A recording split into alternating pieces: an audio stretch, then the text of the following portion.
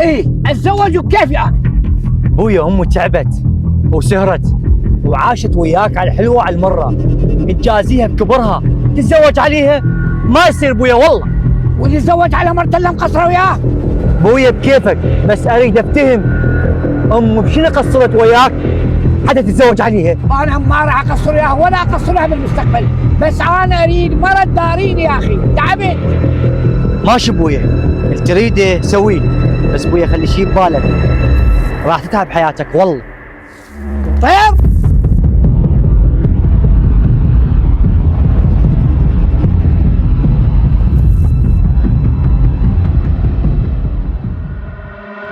ابو مهدي، اليوم جايك بلعبه وجديده هاي اللعبه وبيها ناس كرامه. تعبتي، اموت على الكرامه واموت على عزه النفس. اعرفك، ولو ما اعرفك ما جيتك. تحكي يا ريسان، شنو اللعبه جايني بيها؟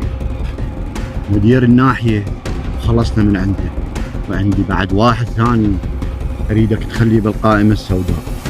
اويلي اموت على القائمه السوداء، تعبتي. وانت عرفت منو؟ هذا الحكي ما عليه منه، انت جيب لي اسمه والباقي يمي. صبري. ياهو صبري؟ ايه صبري، هالايام يطفر هواي واعتقد يريد يصير شويخ. ريسان، صبري خوذ زلمه وحظه وبخت، يعني انت عرفت الوادم كلها ما لقيت الا صبري. ابو مهدي، هاي الطيبه والحركات ما تعجبني، اذا اقول لك بيه سويه. لا بس مو ابو مهدي، لا مو ولا بس، ابو مهدي اجى دوره وخلص. ولا يهمك، اختصر هيدي شنو هي اللعبه تريدها بيا صبري؟ سمعته اريدها جوا التراب. هاي يمي يا مسهلها، اعتبر ايام قليله وتسمع الاخبار. لا، الترتيب مو يمي، الترتيب يمي، وش اقول لك بيه سوي. يفهمني شلون؟